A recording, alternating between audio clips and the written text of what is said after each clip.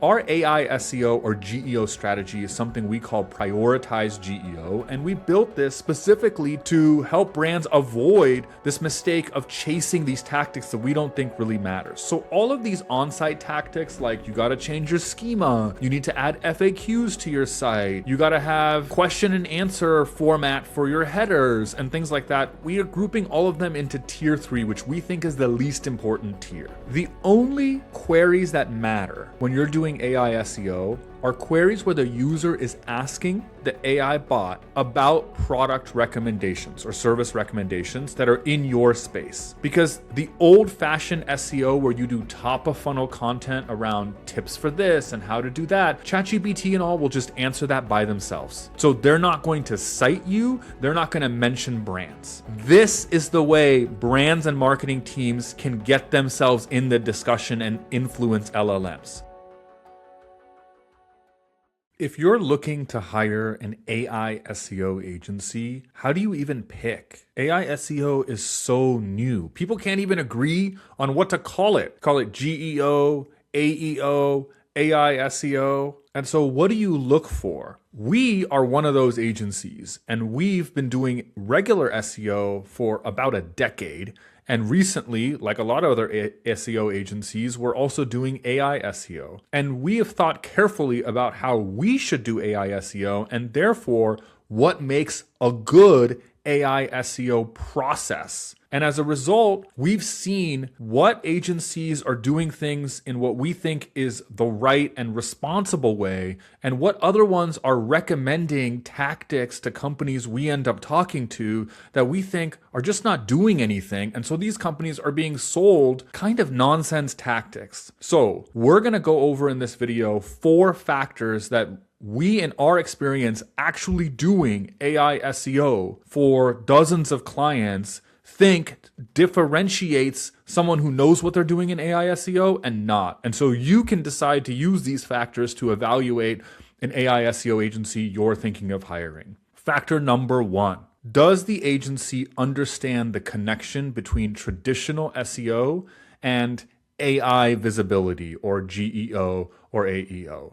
Specifically, what we've noticed is the vast majority of content around AI SEO and getting visibility in LLMs and search engines that are driven by AI is around content tweaks and things you tweak on your site. But the problem with those is they don't actually increase how often your brand is exposed to LLMs or discovered. All these tactics are supposed to do is make the content on your site slightly more digestible for AI bots. And in our experience, it's just been completely unnecessary. And we think the actual real important thing that you need to do is be ranking in traditional SEO for the searches that AI bots like ChatGPT do when they're trying to answer a user's question. So let's go into this in detail. Our AI SEO or GEO strategy is something we call prioritized GEO, and we built this specifically to help brands avoid this mistake of chasing these tactics that we don't think really matters. So all of these on-site tactics, like you got to change your schema,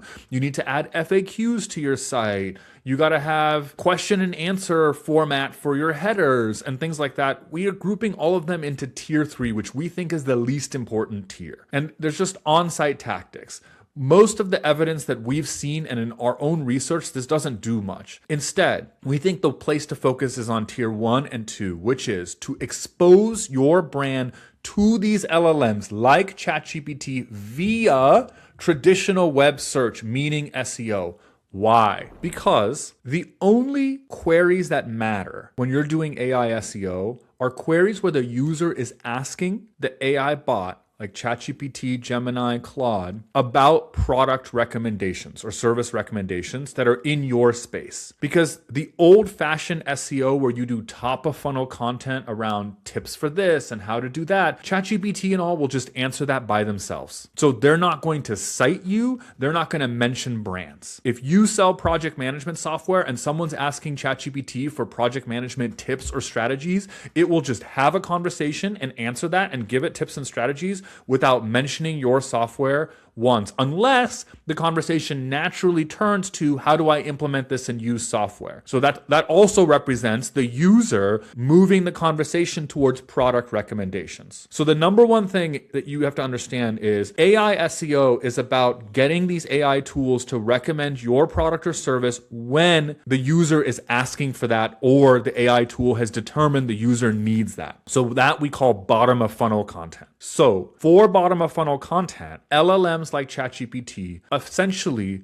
will use two different buckets of sources blended together to answer the question. They're training data and retrieving recent sources, aka web search, like Googling it. It's not strictly Googling it. They also have some other sites that they have partnerships with, like Reddit and all, but it's mostly Googling it. And that's an easy way to think about it. Training data and Googling it. And so the training data bucket, of course, it would be great to get into that, but that's not immediately controllable by you. Why? Because we don't know how often OpenAI and these other AI companies retrain their models. They don't reveal exactly what goes into the training data. We know roughly it's sort of like all written works of humans. And so getting into the training data is a long-term brand awareness project, aka all of your marketing eventually helps associate your brand name with your product space. So big brands like Salesforce will always kind of be associated with CRMs, for example, and they're going to just naturally be in the training data. Or a consumer brand like Nike will be associated with athletic shoes and they're just going to be in the training data. But if for most up and coming brands that aren't the incumbent in their space, you're probably not going to be in the training data. So then the other thing that ChatGPT and these LLMs use to answer users' questions around products is to search the web. Why do they do this? They do this naturally. Even if the user doesn't click the web search button, it will determine by itself, this question from the user is going to require web search, so I'm going to search the web. This is the way brands and marketing teams can get themselves in the discussion and influence LLMs, is via web search, because that's controllable. You can show up in those searches. So the fundamental strategy that an good AI SEO agency needs to know is, how does that work? And they need to have a process of how are they getting you into these searches? So you need to be asking questions like, do they understand this much? If you've watched this much of the video, does it seem like in your discussion, when you ask them, what are you actually doing? Are they just mentioning on-site tactics? Or do they understand this connection between traditional SEO and AI SEO? And then do they have a process of getting you in there? In terms of our process of getting our clients in there, this is where tier 1 and tier 2 come from. Tier 1 says, well, the first most controllable thing that a brand can do and that we can do for our clients is get their own content living on their site to rank in Google for what queries? These bottom of funnel product centric queries. So in our CRM example would be like best CRM for small business, best CRM for dentists or lawyers or whatever you're selling, is know those specific queries and have a process to rank your own content for those queries, so that then when the LLMs and search some version of those queries, you have some chance of being in there. You're in that discussion. And tier 2 is do outreach to the other sites that are already ranking. List posts, best software posts, and it doesn't have to be software. It could be best e-commerce product lists, service businesses, and get in those and reach out to them and say, hey, can you mention our brand? Here's why, whatever. This is how you actually control whether your brand is exposed to these LLMs. But everyone else is just talking about tier 3. Oh, we're going to change the schema on your website and do this, that, and the other. If your agency is only thinking about tier 3 and otherwise they just do content as normal, in our opinion, they don't understand AI SEO. So that's factor number 1. Factor number 2, do they prioritize bottom of funnel content over top of funnel? Why is that important? Because of what I said earlier in factor number 1, LLMs and AI SEO doesn't need to even cite sources for a lot of top of funnel queries. I urge you to test this in ChatGPT yourself. Ask some basic how-to type query in the field that you play in that your customers may ask. It may cite sources, But the percentage of times that you click on a source when you're just asking ChatGPT some basic how-to query, think about that yourself. How often do you click on that source? It's not very often. It's not like old-fashioned SEO in Google where Google didn't used to. Now Google has their own AI summary. That applies. That's part of AI SEO. And what I'm saying using ChatGPT as an example applies to Google AI Overview, applies to Google AI Mode, Gemini, Claude, and all of them as well. Their details of how they work are a little bit different, but the core principles apply. But in traditional SEO, Google didn't used to answer the question. You would just present websites that you had to click into. So at least for these top of funnel queries, they didn't convert to actual customers very well as it is, but at least they got you traffic. In AI and ChatGPT world and AI SEO, they don't even get you traffic, or they get you very little traffic. And so you need to be producing bottom of funnel content to go after these product related queries. People literally Googling and asking for your product because the LLMs and the AI bots will also search the web, as we just concluded, for their product. That's factor 2. If they don't have a good understanding of that, if their strategy, when you ask them, what is your content strategy? What will you be producing? What keywords will you be targeting? Are you doing traditional SEO as well? What are you doing for AI? If they don't understand that you need to go after and rank for these bottom of funnel queries, if they don't understand that these AI tools will be searching that when they're answering the user's question, we think very strongly they don't really understand how AI SEO works. Factor 3, the actual production of the content. To rank well for this content and to have the level of detail you need to have these AI tools decide to use your content when they're searching the web, you need to have very high quality content that discusses the nuances of your product or service and exact features very, very well. And to do that, if it's a full AI-led content production process where they're just using AI to research these topics and produce the content, it's not going to work well. It's not going to rank in Google very well, and it's not going to have the level of depth needed to surface the right answers for these LLMs. Most agencies these days use some form of AI assistance in generating content, but ask them the details. Who is coming up with these ideas? Can you show me an outline? How much is the human editing this? What about the final draft? How much is the human drafting that or editing the actual final draft? You need to ask this and understand this at a deep level. If you have an agency that's producing basically almost untouched AI generated writing, it's extremely, extremely precarious. That kind of content can often get you quick rankings and traffic. It'll spike up because they can produce a ton of it really fast. And then we've seen graph after graph posted of folks in our industry where that traffic eventually tanks. So be careful. Last factor, factor 4, how do they measure AI visibility and decide on success? So there's a ton of AI visibility tools out there. Number 1, do they use them or do they just use your basic analytics and measure ChatGPT traffic? That's not enough. Here's why. The traffic that your normal Google Analytics uses that just shows the traffic from ChatGPT, Perplexity, Gemini, and all, that's not enough. Because of the reasons I mentioned before. All that's showing is people who actually choose to click into the sources. But if you're mentioned as a brand for one of your most basic kind of topics, in a CRM example, if you're mentioned for best small business CRMs, and that's exactly what you do, that's a great win. And you may not even have your own article there. You may have done tier 2 of our pyramid and done outreach and be mentioned in multiple people's sources and you're mentioned there. For example, the actual traffic from ChatGPT doesn't matter. The fact that you are a brand mentioned in those prompts is what matters.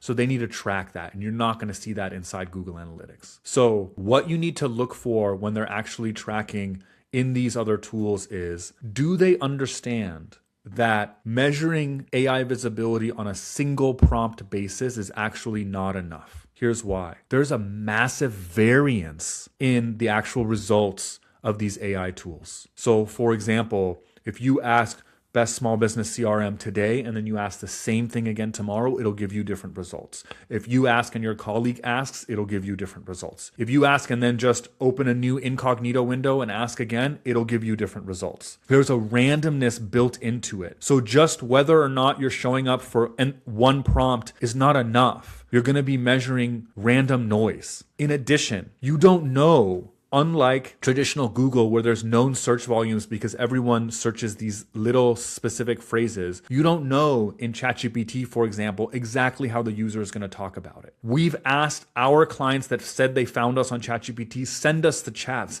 And they were long chats about growing their business. And at some point, organically, the concept of content, SEO, AI came up, and then they asked for help, and then eventually it recommended agencies, including ours. That's not reproducible. And so what we think is you need to be measuring this at a topic basis. For us, we've built our own tool called tracker.ai, where we measure our clients' visibility for different topics. Under each topic is multiple different prompts. That way, in this particular training organization, if you asked about CompTIA A+ training in a certain way, you're mentioned. But if you ask about the same thing in a slightly different phrasing, you're not mentioned. Which one is right? The answer is neither of them are right. There's a probability of whether you are mentioned, an overall visibility percentage within a given topic. And so if all you're doing is looking at a single percentage of your whole brand, but you're not, for each topic, there's just one prompt, you're not doing it properly. Ask the agency in detail, exactly how are you measuring? Show me an example. And that way you know whether they're just going to be chasing ghosts in the cloud or not. So take these 4 factors, do a rigorous interview of your agency, and we hope that you're able to find a good one. And if you're interested in working with us and you like the way we're thinking about it based on these factors and what we've explained how we're thinking about it, you can reach out to us at growandconvert.com. If you like this video, don't forget to subscribe. You can also get the audio-only versions of these shows wherever you get your podcasts. And you can follow us at growandconvert.com/newsletter for any articles and updates for when these videos come out.